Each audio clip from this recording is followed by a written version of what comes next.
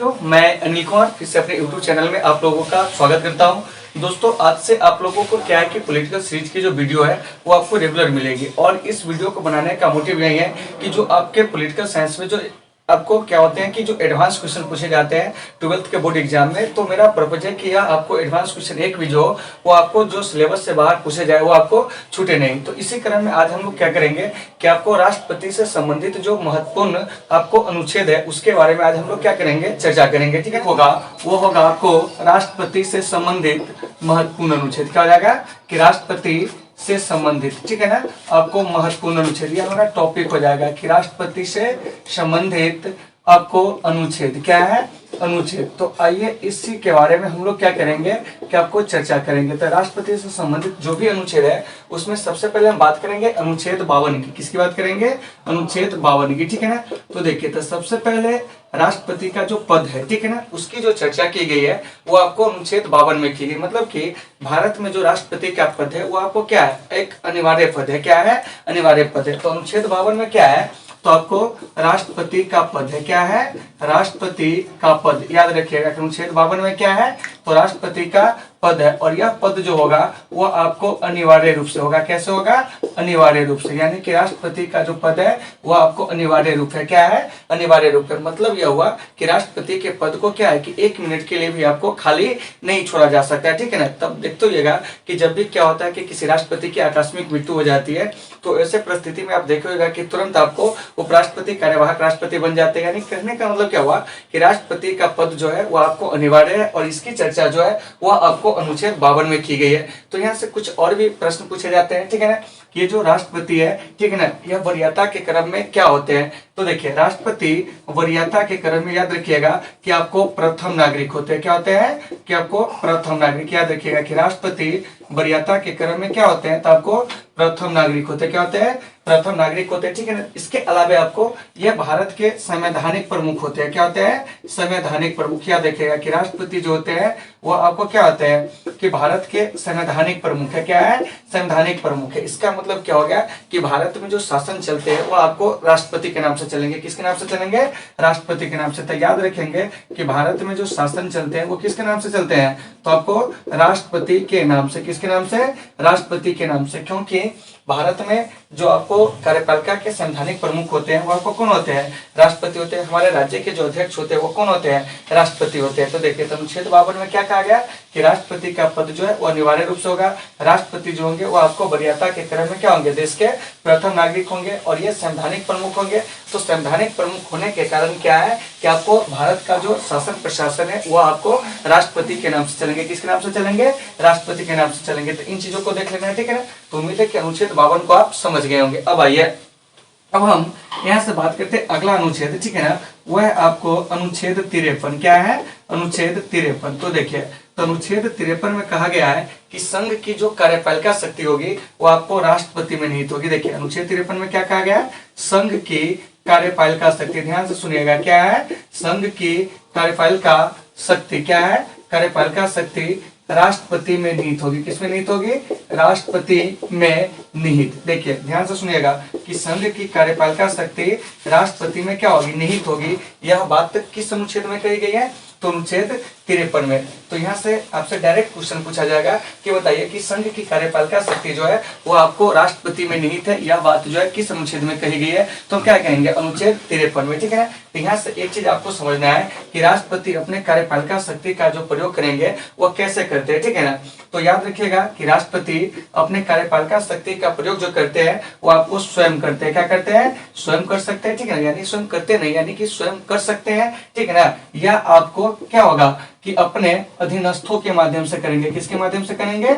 अपने अधीनस्थ के माध्यम से करेंगे। किसके माध्यम से? अपने अधीनस्थ के माध्यम से करेंगे। इसका मतलब क्या हुआ, ध्यान से सुनिएगा कि संघ की जो कार्यपालिका शक्ति है वो आपको किसमें है? राष्ट्रपति में निहित होगी, ठीक है ना। और राष्ट्रपति जो होंगे वो संघ की कार्यपालिका शक्ति का प्रयोग जो है तो आपको क्या करेंगे? स्वयं करेंगे या अपने अधीनस्थ के माध्यम से करेंगे। तो यहाँ से एक प्रश्न आ जाएगा कि सर जी, अधीनस्थ कहने का मतलब क्या हुआ, तो देखिए अधीनस्थ का मतलब हो गया आपको मंत्रिपरिषद। क्या हो गया? मंत्रिपरिषद, ठीक है ना। क्योंकि आप लोग जानते होइएगा कि ये जो मंत्रिपरिषद होते हैं यह राष्ट्रपति के कार्यों में सहायता और सलाह देने के लिए होते हैं, ठीक है ना। तो इसीलिए अगर आपसे क्वेश्चन पूछेगा कि बताइए कि राष्ट्रपति जो है अपने कार्यपालिका शक्ति का प्रयोग कैसे कर सकते हैं, तो स्वयं कर सकते हैं या अपने अधीनस्थ के माध्यम से कर सकते थे। उम्मीद है कि आप इसे समझ गए होंगे, ठीक है ना। इसको जल्दी से क्या कर लीजिए, क्लियर कर लीजिए। अनुच्छेद 54 में क्या है कि इसमें आपको राष्ट्रपति के निर्वाचक मंडल की चर्चा की गई। किसकी चर्चा की गई है? राष्ट्रपति के निर्वाचक मंडल। क्या है? निर्वाचक मंडल। इसका मतलब क्या हो गया कि राष्ट्रपति के चुनाव में कौन वोट देगा, यह बात आपको क्या है कि कही गई है, ठीक है ना। यानी कि राष्ट्रपति के चुनाव में कौन भाग लेते हैं, इस पर आपको क्या करना है कि बताना है, ठीक है ना। तो यह बात जो क्या है तो अनुच्छेद 54 में। तो कभी कभी आपसे प्रश्न कर लिया जाएगा कि राष्ट्रपति के निर्वाचक मंडल जो है इसकी चर्चा कहाँ है, तो हम कहेंगे अनुच्छेद 54 में। इसका मतलब हो गया कि राष्ट्रपति के चुनाव में कौन भाग लेते हैं। तो देखिए राष्ट्रपति के चुनाव में क्या होता है कि आपको संसद के, क्या है, संसद के, ठीक है ना, दोनों सदनों के, क्या है, संसद के दोनों सदनों के निर्वाचित सदस्य, क्या है, संसद के दोनों सदनों के निर्वाचित, याद रखिएगा कौन सा सदस्य है, निर्वाचित सदस्य जो होते हैं वो आपको क्या करते हैं, भाग लेते हैं। तो आपको याद रखना है कि राष्ट्रपति के निर्वाचन में संसद के दोनों सदनों के निर्वाचित सदस्य। तो यहाँ से बात आ गई दोनों सदनों, इसका मतलब हो गया कि आपको लोकसभा भी, क्या हो गया, लोकसभा भी और राज्यसभा के जो निर्वाचित सदस्य होंगे वहीं आपको क्या होगा कि राष्ट्रपति के चुनाव में क्या करेगा कि आपको वोट करेगा, क्या करेगा, वोट करेगा। तो आपका यहाँ से प्रश्न आ सकता है कि सर जी आप निर्वाचित क्यों किए हैं। तो देखिए तो हमारे संसद में 14 सदस्य जो होते हैं वो आपको राष्ट्रपति के द्वारा मनोनीत किए जाते हैं। 2 सदस्य जो कि आपको क्या होते हैं कि लोकसभा में जो कि एंग्लो इंडियन वर्ग का प्रतिनिधित्व करते हैं, अगर उनका प्रतिनिधित्व नहीं हो लोकसभा में तो आपको राष्ट्रपति उसे क्या कर सकते हैं, मनोनीत कर सकते हैं। इसके अलावा अनुच्छेद 80 के तहत राज्यसभा में राष्ट्रपति जो होते हैं 12 सदस्यों को क्या करते हैं, मनोनीत करते हैं, ठीक है ना। तो इस प्रकार से 14 सदस्य जो होते हैं वो आपको मतलब संसद में मनोनीत होते हैं। तो मनोनीत सदस्य जो होते हैं वह राष्ट्रपति के क्या होते हैं कि आपको जो मतलब निर्वाचन होते हैं उसमें वह भाग नहीं लेते हैं। तो एक तो हो गया कि संसद के दोनों सदनों के निर्वाचित सदस्य भाग लेंगे, ठीक है ना। दूसरी बात हो गई आपको क्या कि जो आपको राज्यों के विधानसभा है, क्या है, राज्यों के विधानसभा है, तो इस राज्यों के विधानसभा के, किसके, विधानसभा के निर्वाचित सदस्य भाग लेंगे। यानी राज्यों के विधानसभा के निर्वाचित सदस्य क्या है, निर्वाचित सदस्य क्या करेंगे कि आपको भाग लेंगे। तो आपको पता होगा कि ये जो क्या है आपको ये मतलब कि अनुच्छेद 333 उसके अंतर्गत आप जानते होइएगा कि राज्यपाल जो होते हैं विधानसभा में एक एंग्लो इंडियन को मनोनीत कर सकते हैं, ठीक है ना। तो देखिए तो मनोनीत सदस्य जो होते हैं, ठीक है ना, वो आपको क्या होता है कि राष्ट्रपति के निर्वाचन में भाग नहीं लेते हैं। तो अगर आपसे प्रश्न किया जाए कि बताइए कि आपको राष्ट्रपति के निर्वाचन में कौन भाग लेते हैं, तो संसद के दोनों सदनों के निर्वाचित सदस्य, इसके बाद राज्यों के विधानसभा के क्या है कि आपको निर्वाचित सदस्य भाग लेते हैं, अर्थात इसमें भी आपको मनोनीत सदस्य भाग नहीं लेते हैं। उसके बाद जो है आपको जो केंद्र शासित प्रदेश है, क्या है, केंद्र शासित प्रदेश है, ठीक है ना, केंद्र शासित प्रदेश। तो इस केंद्र शासित प्रदेश के जो आपको क्या होते हैं विधानसभा है, उस विधानसभा के निर्वाचित सदस्य, ठीक है ना। तो केंद्र शासित प्रदेशों के, ठीक है ना, ध्यान में सुनना है, केंद्र शासित प्रदेशों के विधानसभा के क्या है,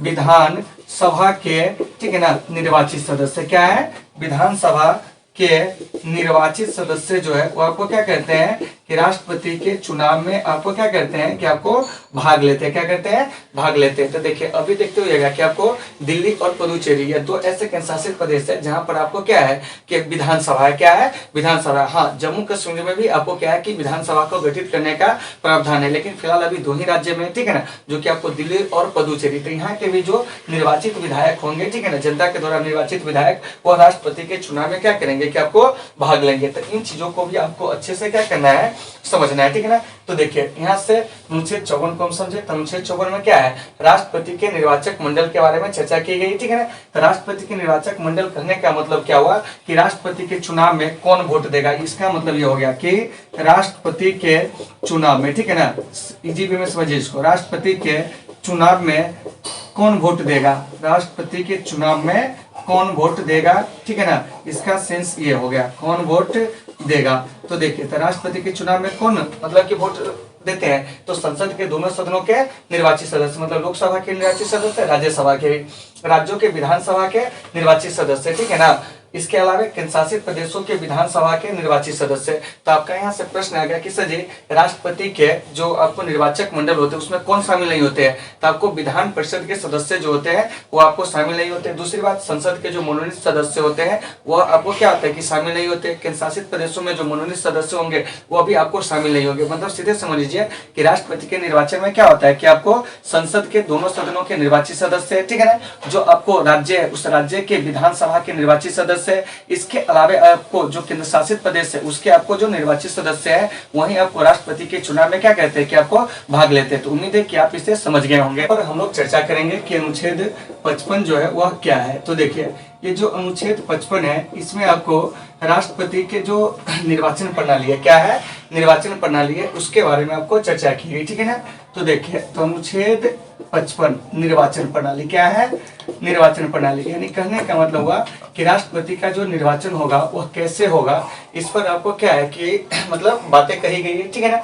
तो देखिए तो अनुच्छेद 55 के अनुसार क्या है कि राष्ट्रपति के जो निर्वाचन प्रणाली है उसमें आपको निर्वाचन कैसे होगा, तो इसमें सबसे पहले आपको गुप्त मतदान का प्रयोग होता है। किसका प्रयोग होता है, गुप्त मतदान, यानी कहने का मतलब कि मतदान जो होगा वो आपको कैसे होगा, गुप्त होगा। क्या होगा, गुप्त होगा। और वह आपको अप्रत्यक्ष तरीका से होगा। कैसे होगा, अप्रत्यक्ष तरीका से, ठीक है ना। तो इसको भी आपको याद रखना है कि ये कैसे होगा, तो अप्रत्यक्ष तरीके से, ठीक है ना, गुप्त मतदान, ठीक है ना।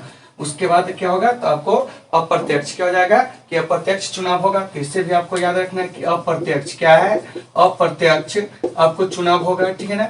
इसके अलावा आपको आनुपातिक प्रतिनिधित्व को क्या किया जाएगा, अपनाया जाएगा। क्या किया जाएगा, आनुपातिक जो प्रतिनिधित्व है उसको क्या किया जाएगा, अपनाया जाएगा। ध्यान सुनिएगा, आनुपातिक प्रतिनिधित्व जो है उसे क्या किया जाएगा, अपनाया जाएगा। इसके अलावा आपको एकल संक्रमणीय मत प्रणाली का प्रयोग किया जाएगा। एकल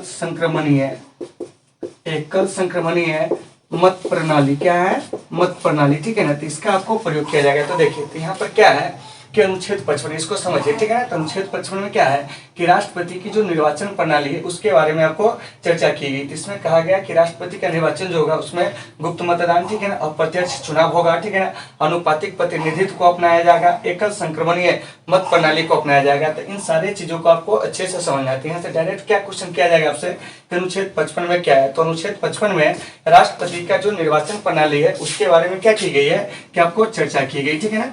अब आइए अब हम यहाँ से बात करते हैं अनुच्छेद 56 की। देखिए तो अनुच्छेद 56 भी आपके लिए क्या है कि काफी इंपोर्टेंट है, ठीक है ना।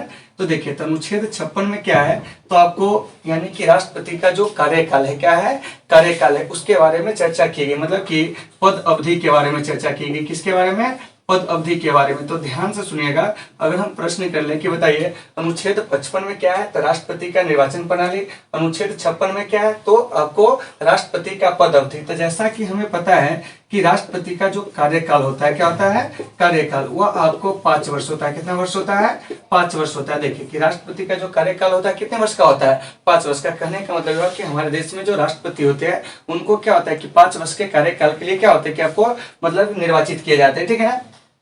लेकिन समय से पहले भी राष्ट्रपति आपको क्या है कि आपको त्यागपत्र देकर, क्या करके, त्यागपत्र देकर अपने पद से मुक्त हो सकते हैं। तो कभी कभी प्रश्न कर लिया जाएगा ये जो राष्ट्रपति है, क्या है, राष्ट्रपति है, ठीक है ना, ये अपना त्यागपत्र किसे देंगे। तो देखिए तो राष्ट्रपति जो है ये जो आपको त्यागपत्र देते हैं ये आपको उपराष्ट्रपति को देते हैं। किसको देते हैं, उपराष्ट्रपति को। तो कभी कभी आपके एग्जाम में क्वेश्चन कर लिया जाएगा कि बताइए कि राष्ट्रपति अपना त्यागपत्र किसे सौंपेगा। तो राष्ट्रपति जो है अपना त्यागपत्र जो है उपराष्ट्रपति को सौंपकर वो क्या हो सकते हैं कि पद से मुक्त हो सकते हैं। तो अनुच्छेद 56 में क्या है, तो राष्ट्रपति के पद अवधि के बारे में चर्चा की गई। अनुच्छेद 55 में क्या है, तो राष्ट्रपति के निर्वाचन प्रणाली। अनुच्छेद 54 में क्या देखे थे, तो आपको राष्ट्रपति के निर्वाचक मंडल। अनुच्छेद 53 में संघ की कार्यपालिका शक्ति राष्ट्रपति में होगी और अनुच्छेद 52 में राष्ट्रपति का पद, ठीक है ना। तो इन चीजों को आपको बराबर क्या करना है कि रिकॉल कर लेना है, ठीक है ना। तो इसे क्लियर कर लीजिए। कुछ कुछ होता है, चलिए कुछ कुछ हो गया। अब आइए हम लोग कहाँ तक पढ़े थे कि आपको 52 पढ़े थे, 53 पढ़े थे, 53 के बाद क्या पढ़े थे, तो आपको 54 पढ़ लिए, 54 के बाद 55 भी पढ़ लिया, 56 भी पढ़ लिए, ठीक है ना। तो देखिए अब हम यहाँ से बात करेंगे आपको यानी कि अनुच्छेद आपको 57 की, किसकी बात करेंगे? अनुच्छेद 57। देखिए ये भी बहुत इंपॉर्टेंट है, ठीक है ना। तो देखिए तो अनुच्छेद 57 में क्या है, थोड़ा सा गौर से समझिएगा, ठीक है ना। इसमें आपको पुनः निर्वाचन, क्या है? पुनः निर्वाचन, यानी कि कहने का मतलब हुआ कि एक व्यक्ति जो है दोबारा भी आपको राष्ट्रपति पद पर क्या हो सकते हैं कि निर्वाचित हो सकते हैं। क्या हो सकते हैं? निर्वाचित हो सकते हैं। जैसे कि देखिए अमेरिका में एक सिस्टम क्या है कि आपको वहां पर एक व्यक्ति जो है वो आपको 2 बार ही राष्ट्रपति पद पर निर्वाचित हो सकते हैं। लेकिन हमारे भारत में ऐसा कोई प्रावधान नहीं है। अगर मान चलिए कोई 2 बार भी लगातार हो सकता है कि वो 3 बार भी राष्ट्रपति पद पर क्या करे, चुनाव लड़े और जीत जाए, ठीक है ना। तो हमारे यहाँ जो है अनुच्छेद 57 है, उसमें कहा गया है पुनः निर्वाचन। इसका मतलब क्या हो गया कि राष्ट्रपति जो है, ठीक है ना, वो आपको दोबारा भी क्या हो सकते हैं कि कोई व्यक्ति जो है आपको निर्वाचित हो सकते हैं, ठीक है ना। अब आइए, तो ऐसा अब तक मात्र एक ही राष्ट्रपति है जो हुए हैं, जो कि आपको डॉक्टर राजेंद्र प्रसाद है। कौन है? डॉक्टर राजेंद्र प्रसाद, ठीक है ना, जो लगातार 2 कार्यकाल के लिए क्या हुए थे, निर्वाचित हुए, तभी एक ही मतलब कि राष्ट्रपति हुए। चलिए अब हम यहाँ से बात करते हैं अनुच्छेद 58 की, किसकी बात करते हैं? अनुच्छेद 58 की। तो देखिए तो अनुच्छेद 58 में क्या है, इस पर हम सबसे पहले क्या करेंगे कि आपको चर्चा करेंगे। तो देखिए तो अनुच्छेद 58 में राष्ट्रपति पद की योग्यताएं हैं। क्या है? राष्ट्रपति पद की योग्यताएं। देखिए यह आपको समझने लायक बहुत अच्छी चीज है, राष्ट्रपति पद की योग्यताएं। और यहाँ से जो भी चीज आपको बताया है यह आपके एग्जाम के व्यू से क्या है कि काफी अच्छा रहेगा। क्या रहेगा? काफी अच्छा रहेगा, ठीक है ना। तो देखिए तो ये जो अनुच्छेद 58 है, क्या है? अनुच्छेद 58 है, इसमें राष्ट्रपति पद की जो योग्यताएं हैं उसके बारे में आपको चर्चा की गई। तो देखिए तो राष्ट्रपति का चुनाव कौन लड़ सकता है, यानी कि राष्ट्रपति पद के योग्य कौन है, यह बात कहा गया। तो देखिए इसमें सबसे पहला कहा गया है कि वह भारत का नागरिक हो। क्या हो?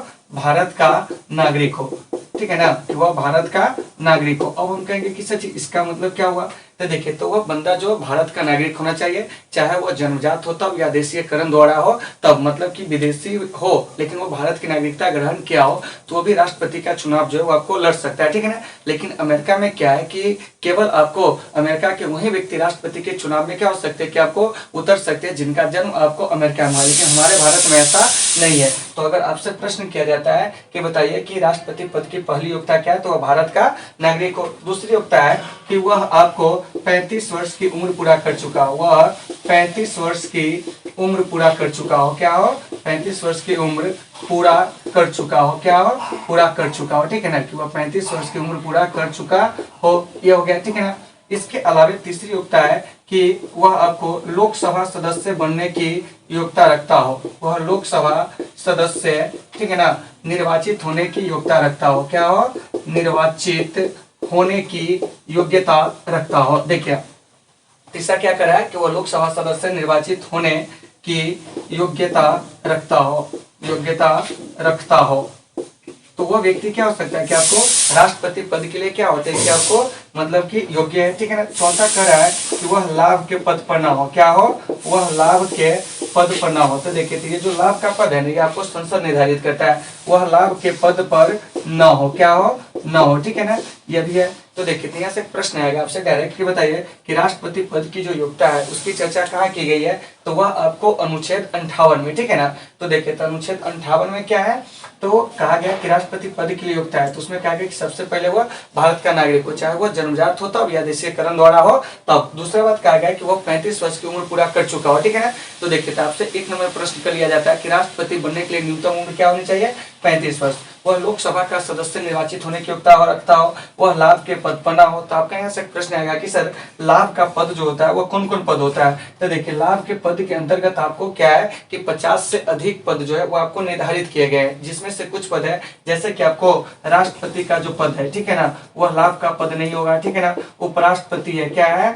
उपराष्ट्रपति का पद है, यह भी आपको क्या है कि लाभ का पद नहीं होगा। इसके अलावा आपको राज्यपाल है, राज्यों के, यह भी आपको मतलब क्या है कि लाभ का पद नहीं है। इसके अलावा आपको और कह सकते हैं संघ और राज्यों के जो मंत्री है, क्या है? संघ और राज्यों के जो मंत्री है, ठीक है ना, यह भी आपको क्या है? लाभ का पद नहीं है। तो ऐसे ऐसे आपको 50 से अधिक पद है। तो कुछ मोटे तौर पे याद रखिएगा कि राष्ट्रपति, उपराष्ट्रपति, राज्यपाल, संघ और राज्यों के मंत्री, ये सभी जो है आपको क्या है कि मतलब लाभ का पद नहीं है। तो देखिए तो राष्ट्रपति बनने के लिए क्या योग्यता होनी चाहिए कि वो भारत का नागरिक हो, वो 35 वर्ष को पूरा कर चुका हो, वो लोकसभा सदस्य से निर्वाचित होने की योग्यता रखता हो, वह लाभ के पद पर ना हो।